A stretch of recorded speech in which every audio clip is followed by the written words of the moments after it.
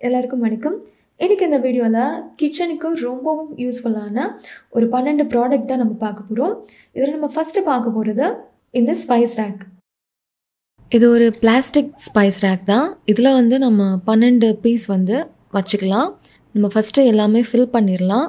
நம்ம daily use பண்ணக்கூடிய items வந்து ஃபில் பண்ணி வச்சிடலாம். இதுக்கு முன்னாடி வந்து நான் இன்னொரு ஸ்பைஸ் ரேக் வச்சுருந்தேன். அதுவுமே பிளாஸ்டிக் தான். 18 ஜார் இருக்கும் ஸ்டோர் பண்ணி வைக்கிற மாதிரி. இதில் வந்து எனக்கு 12 இருக்குது. எனக்கு 12 வந்து கரெக்டாக இருந்துச்சு. ஸோ அதனால் நான் இதை வாங்கினேன்.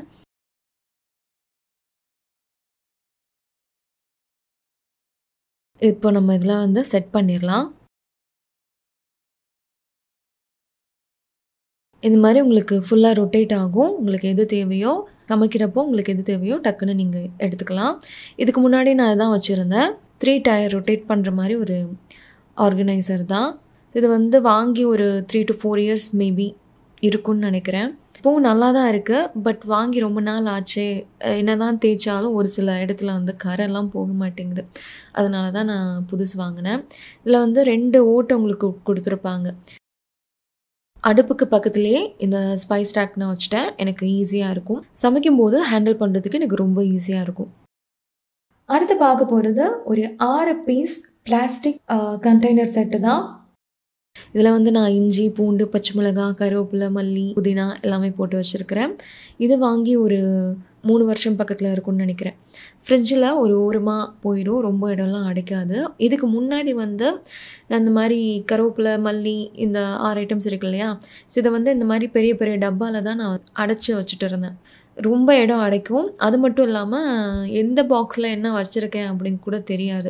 எல்லாமே எனக்கு ஒரே பாக்ஸில் போயிடுறனால நான் சமைக்கும்போது இந்த ஒரு டப்பா எடுத்தால் போதும், எனக்கு எல்லாமே இதில் இருக்கும். அடுத்து பார்க்க போகிறது கிச்சன் சிங்க் ப்ராப்ளம் தான். ஸோ அந்த கிச்சன் சிங்கில் 2 ஸ்ட்ரைனர் வாங்கியிருக்கிறேன். ஸோ அதை பார்க்கலாம். ஃபஸ்ட் நம்ம க்ளீன் பண்ணிடலாம். இந்த பெரிய கொலாண்டர் வந்து நான் சிங்கில் ஏதாச்சும் டஸ்ட்டு நம்ம சாப்பிட்டுட்டு வந்து சாப்பிட்ட வேஸ்ட்டை வந்து இதில் போட்டுடலாம் அப்படின்னு சொல்லிட்டு தான் நான் அதை வாங்கினேன். குட்டி குட்டி டஸ்ட் இருக்கு இல்லையா, ஒரு சாதமே எடுத்துக்கோங்களேன், அந்த கொலாண்டர் தாண்டி ஒரு சில உள்ளே போய் அடைச்சிக்குது. ஸோ சிங்க்கும் வந்து அடைச்சிக்குது. அதனால நான் இது வாங்கினேன். இது வந்து ரொம்ப ஃபைனாக அந்த ஜல்லடை மாதிரியே கொடுத்துருந்தாங்க. இப்போ நான் இதை யூஸ் பண்ண ஆரம்பித்து ஒரு 2 months இருக்கும். இது நல்லாவே இருக்குது எனக்கு. ஸோ இந்த பெரிய கொலாண்டரில் வந்து சாப்பிட்டு முடிச்சுட்டு வேஸ்ட் அதில் தான் நாங்கள் போடுவோம். இதை மாட்டினதுக்கப்புறம் அவ்வளோவா சிங்க் எனக்கு அடைக்கிறது கிடையாது. ஃபைனாக இருக்கக்கூடிய எல்லா டஸ்ட்டும் அது கலெக்ட் பண்ணிடுது. அதனால் சிங்க் அடைக்கிறது கிடையாது. ரொம்ப யூஸ்ஃபுல்லாக இருக்குது எனக்கு. அடுத்து பார்க்க போகிறது ஆயில் பாட்டில். இந்த ஸ்ப்ரே பாட்டில் நிறைய பேர் கேட்டுட்ருக்கீங்க. என்கிட்ட வந்து ஒரு 4 ஆயில் பாட்டில்ஸ் இருக்குது. அதில் 3 வந்து 1/2 லிட்டர், 1 வந்து 100 ml. ஸ்ப்ரே பாட்டிலுக்கு மட்டும் ஸ்டீல் செட்டப்பில் நான் வாங்கியிருக்கிறேன். இப்போ நான் எல்லாத்தையும் வாஷ் பண்ணி நல்லா காய வச்சுட்டேன். வாஷ் பண்ணுறது பெரிய விஷயம் கிடையாது. விம் போட்டு நல்லா வாஷ் பண்ணிங்கன்னா க்ளீனாக வாஷ் ஆகிடும். பெரிய பாட்டிலில் ஃபில் பண்ணிவிட்டு அதை வச்சு இந்த மாதிரி சின்ன பாட்டிலுக்கு நான் ஃபில் பண்ணிடுவேன். இப்போ நம்ம இதை க்ளோஸ் பண்ணி வச்சிடலாம். எல்லா ஆயில் பாட்டிலுமே இதே மாதிரி நம்ம எண்ணெய் ஊற்றி ஃபில் பண்ணிடலாம்.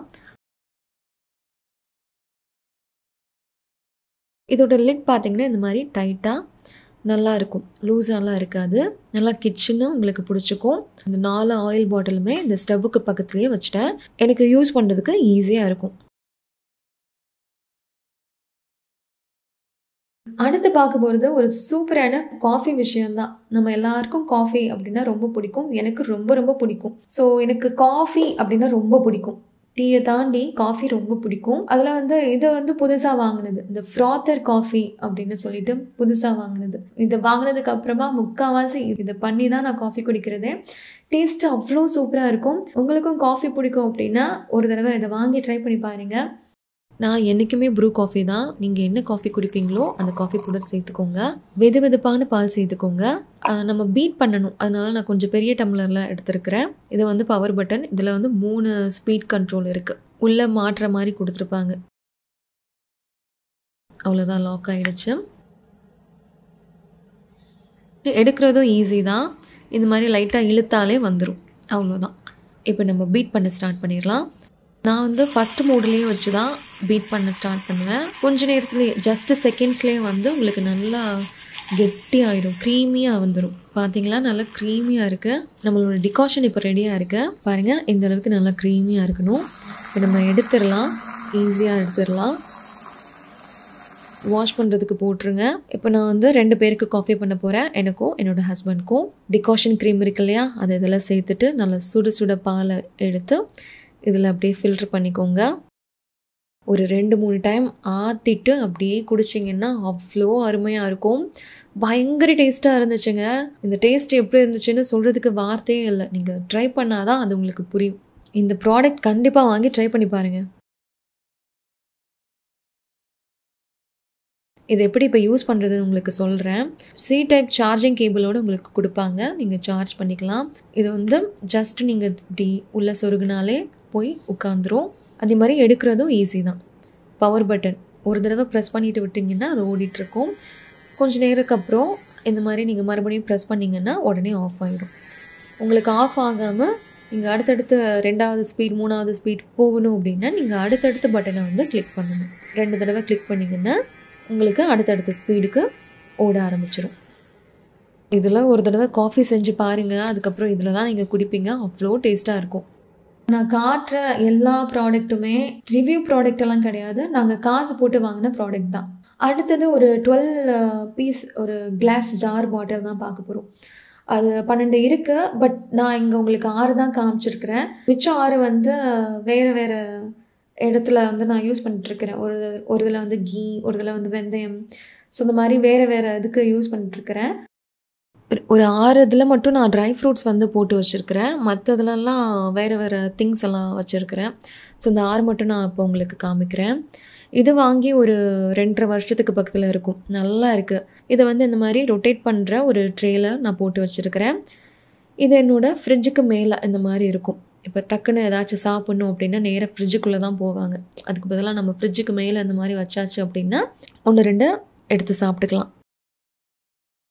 அடுத்தது நம்ம பார்க்க போகிறது, நிறைய பேர் என்கிட்ட கேட்குற இந்த கேஸ்ட் அயர்ன் பற்றி தான். கடாய் டவா பற்றி நிறைய பேர் எல்லா வீடியோஸ்லேயும் கேட்குறீங்க. நான் போடுற குக்கிங் வீடியோ எல்லாத்துலேயுமே வந்து கேட்குறீங்க.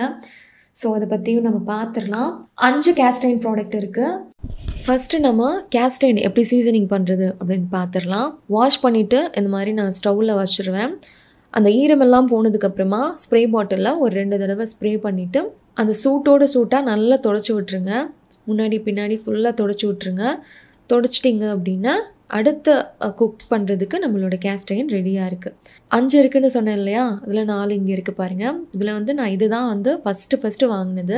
இது வாங்கி 9 இயர்ஸ் பக்கத்தில் இருக்கும். பெங்களூரில் இருக்கும்போது வாங்கினது. நல்லா ஹெவியாக சூப்பராக இருக்கும். குக் பண்ணுறதுக்கு உங்களுக்கு ஈஸியாக இருக்கும். குக் பண்ணிவிட்டு அதை வேறு ஒரு பாத்திரத்துக்கு மாற்றுறதுக்கும் ஈஸியாக இருக்கும். இதுவும் பெங்களூரில் வாங்கினது தான். நல்லா பெருசாக தோசை பண்ணி சாப்பிட்லாம் அப்படின்னு சொல்லிட்டு வாங்கினது தான். தோசை சூப்பராக வரும். பட் அதுக்கப்புறம் சரி நம்ம வந்து இதில் சப்பாத்தி, இந்த நான், சாண்ட்விச் இந்த மாதிரி யூஸ் பண்ணிக்கலாம். நம்ம தோசைக்கு இன்னொன்று வாங்கிக்கலாம் அப்படின்னு சொல்லிட்டு தோசைக்கு நான் இன்னொரு சின்ன தோசை டவா வச்சுருக்குறேங்க. அந்த சின்ன தோசை டவாவை விட இது கொஞ்சம் சின்னதாக தான் இருக்குது. இதெல்லாம் ஷாலோ ஃப்ரை பண்ணுறதுக்கு யூஸ் பண்ணிகிட்ருக்கிறேன். நம்ம பொரிக்கிற ஐட்டம்ஸ் எல்லாம் ஷாலோ ஃப்ரை பண்ணுறதுக்கு இது யூஸ் பண்ணிகிட்ருக்கிறேன். அழகாக தோசை வந்துகிட்டே இருந்துச்சு. எங்கள் அம்மா வந்து இது சப்பாத்தி கல்லுன்னு நினச்சி இதில் சப்பாத்தி போட்டு சுத்தமாகவே தோசை வர மாட்டேங்குது. நானும் வந்து சீசனிங் பண்ணி பார்த்துட்டேன். வெங்காயத்தை வச்சு சீசனிங் பண்ணியாச்சு, ஆம்லேட் போட்டும் சீசனிங் பண்ணியாச்சு. எனக்கு வரல. வேறு டிப்ஸ் உங்களுக்கு ஏதாச்சும் தெரிஞ்சால் எனக்கு ஷேர் பண்ணுங்கள், நான் ட்ரை பண்ணி பார்க்குறேன். அப்புறம் இந்த 3 பீஸ் செராமிக் ஜார், இது வாங்கி 8 வருஷத்துக்கு மேலே இருக்கும்னு நினைக்கிறேன். அந்த செராமிக் ஜாரும் நான் வாங்கி ஒரு 3-4 இயர்ஸ் இருக்கும்.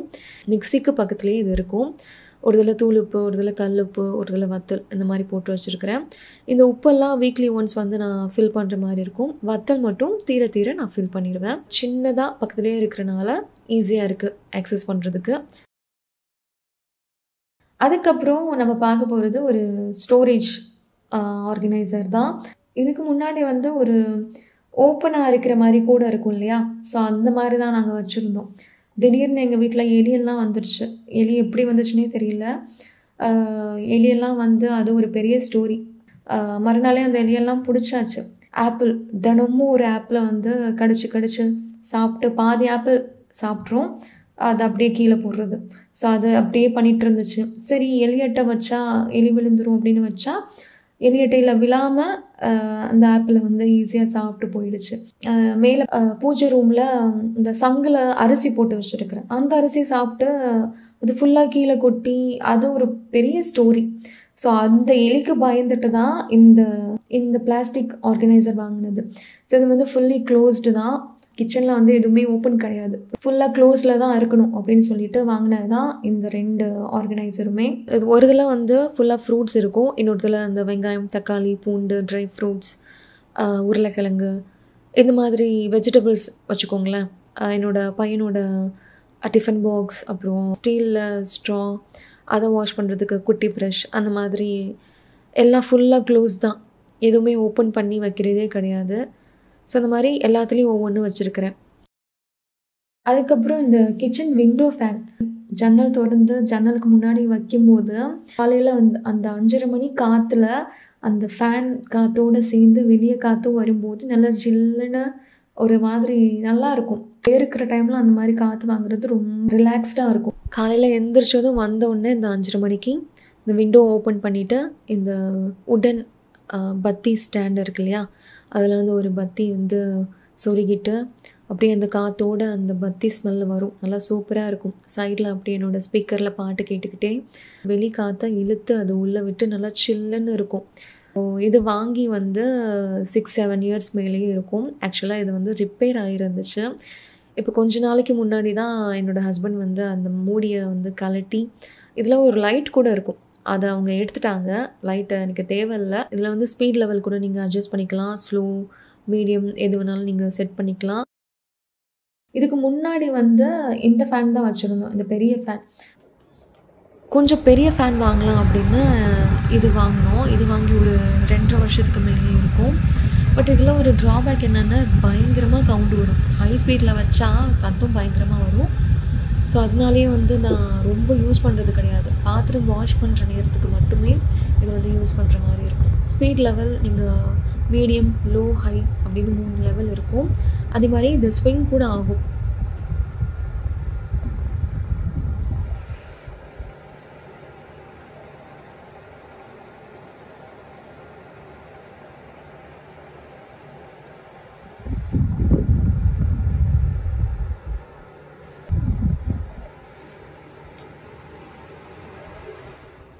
இந்த மாதிரி ரொம்ப சவுண்டு வரும். அந்த சவுண்டு மட்டும் எனக்கு பிடிக்காது.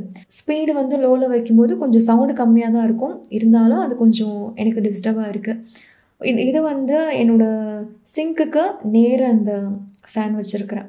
பாத்திரம் வாஷ் பண்ணும்போது அப்படியே காற்று வாங்கிட்டே வாஷ் பண்ணுறது. ஸோ நான் இப்போ சொல்ல எல்லா ப்ராடக்டோட லிங்க்கும் கீழே டிஸ்கிரிப்ஷனில் கொடுத்துருக்குறேன். உங்களுக்கு தேவைப்பட்டால் போய் செக் பண்ணி பார்த்துக்கோங்க. இந்த வீடியோ உங்களுக்கு பிடிச்சிருந்தா லைக் பண்ணுங்கள், ஷேர் பண்ணுங்கள். கோகிலா கிச்சன் சேனலுக்கு சப்ஸ்கிரைப் பண்ணுங்கள். நன்றி, வணக்கம்.